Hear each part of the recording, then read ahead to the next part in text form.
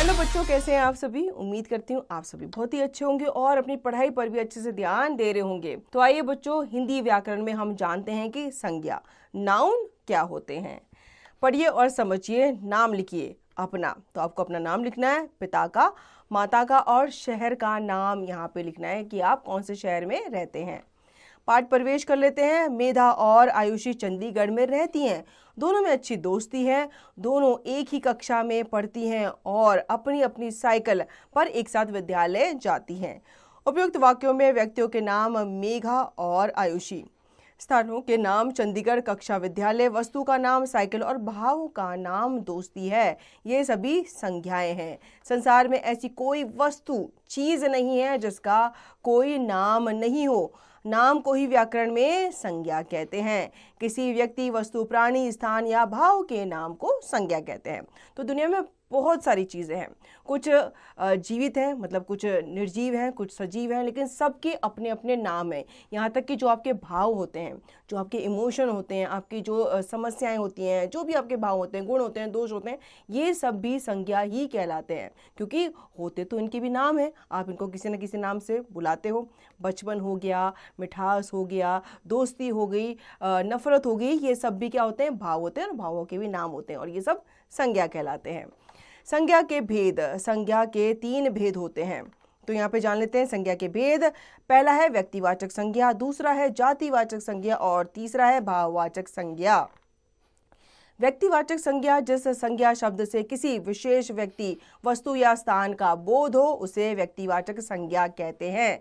जैसे भगत सिंह व्यक्ति का नाम है, टेलीविजन वस्तु का नाम है, लाल किला जगह का नाम है, कल्पना चावला किसी व्यक्ति का नाम है, टेलीफोन ये किसी वस्तु का नाम है, और रामायण किसी पुस्तक। तो पुस्तक क्या है? वस्तु ही है। तो ये हमें वस्तु के नाम का बोध करा रहे हैं। अब जातिवाचक संज्ञा क्या होती है? जिस संज्ञा शब्द से एक ही जाति के सभी व्यक्तियों, वस्तुओं या स्थानों का बोध हो, उसे जातिवाचक संज्ञा कहते हैं। मतलब एक ही जाति के लोगों को जो एक शब्द में बता रहे होते हैं, वो जातिवाचक संज्ञा कहलाते हैं। जैसे कि अध्यापक। अब अध्यापक बहुत सारे होते हैं। हिंदी के अध्यापक होते हैं, आपके गणित के अध्यापक होते हैं। तो ये अध्यापक जो एक जाति का बोध करा रहे हैं। किताबें बहुत सारी होती हैं, लेकिन आपकी गणित की किताब अलग होगी, आपकी विज्ञान की किताब अलग होगी। तो किताबें भी एक समूह, एक जाति का ही बोध करा रहे हैं। मंदिर भी बहुत सारे होते हैं, राम मंदिर, कृष्ण मंदिर, इस प्रकार से। छात्रा, कलम, घर, ये सब क्या है? कोई जाति है। भाववाचक संज्ञा, जिस संज्ञा शब्द से किसी व्यक्ति, वस्तु आदि के गुण, दोष, अवस्था और भाव का बोध हो, उसे भाववाचक संज्ञा कहते हैं। जैसे बुढ़ापा, अब ये क्या है? ये अवस्था है। मिठास, ये गुण है। किसका? आम का। सुंदरता, ये पार्क के या किसी भी स्थान का गुण बता रहे हैं। वीरता, ये सिपाही का गुण बता रहे हैं। बचपन, खटास, तो ये सब क्या है? भाव, अवस्था है, गुण है, दोष है। विशेष भाववाचक संज्ञा को देखा या छुआ नहीं जा सकता, उन्हें केवल महसूस कर सकते हैं। जैसे आम में मिठास, ठीक है, आप मिठास आपको दिखती है नहीं ना, लेकिन जब आप आम को खाते हो तो उसका मीठापन आपको आनंदित कर देता है। मिठास भाव का नाम है, इसे अनुभव कर सकते हैं। इसका एक और उदाहरण मैं आपको देती हूँ। जैसे आपका दोस्त है, आप अपने दोस्त को देख पा रहे हो, लेकिन क्या आप उसकी दोस्ती देख पाते हो? नहीं ना, उसको आप महसूस करते हो। हमने सीखा किसी प्राणी, वस्तु, स्थान या भाव के नाम को संज्ञा कहते हैं। संज्ञा के 3 भेद होते हैं, व्यक्तिवाचक, जातिवाचक तथा भाववाचक। अब आते हैं बच्चों इसके अभ्यास कार्य पे कि हमने क्या सीखा। सोचकर बताइए, पंक्ति को पूरा कीजिए। सबका नाम बताती है, वह डैश कहलाती है। तो यहाँ पे आप भरेंगे कि वो क्या कहलाती है। अपने पिता के पिता का नाम, यानी कि अपने दादाजी का नाम बताइए। अब लिखिए, सही विकल्प पर सही का चिन्ह लगाइए। निम्नलिखित में से कौन सा विकल्प संज्ञा है?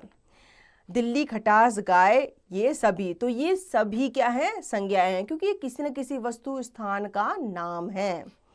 इसी प्रकार से आप बाकी प्रश्नों के उत्तर देंगे। हम बढ़ते हैं आगे। प्रश्नों के उत्तर दीजिए। उदाहरण सहित संज्ञा की परिभाषा लिखिए। तो संज्ञा क्या होती है बच्चों? किसी प्राणी, वस्तु, स्थान या भाव के नाम को संज्ञा कहते हैं। जैसे किसी व्यक्ति का नाम, या किसी जाति का नाम, या किसी भाव का नाम, ये सब संज्ञा कहलाते हैं। अगले प्रश्न का उत्तर आप स्वयं देंगे। उचित संज्ञा शब्द लिखिए। डैश जंगल का राजा है, तो जंगल का राजा कौन होता है? शेर होता है, तो आप यहाँ पे शेर लिखेंगे और इसी प्रकार से संज्ञा शब्द लिखकर इन रिक्त स्थानों की आप पूर्ति करेंगे।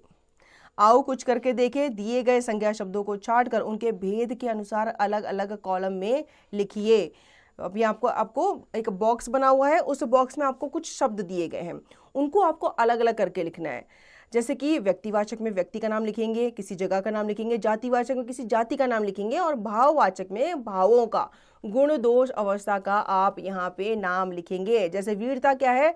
एक भाव है, किसी का गुण बताया तो ये भाववाचक संज्ञा के अंदर आ जाएगा। मेज क्या है? एक चीज है, वस्तु है, तो ये व्यक्तिवाचक संज्ञा के अंदर आ जाएगा। और जातिवाचक के अंदर आप तारे लिख सकते हैं इस प्रकार से। तो बच्चों, उम्मीद करती हूँ आपको यह अध्याय अच्छे से समझ में आ गया होगा। इस अध्याय को आप पुनः दोहराएंगे और इसका निरंतर अभ्यास आप करते रहेंगे।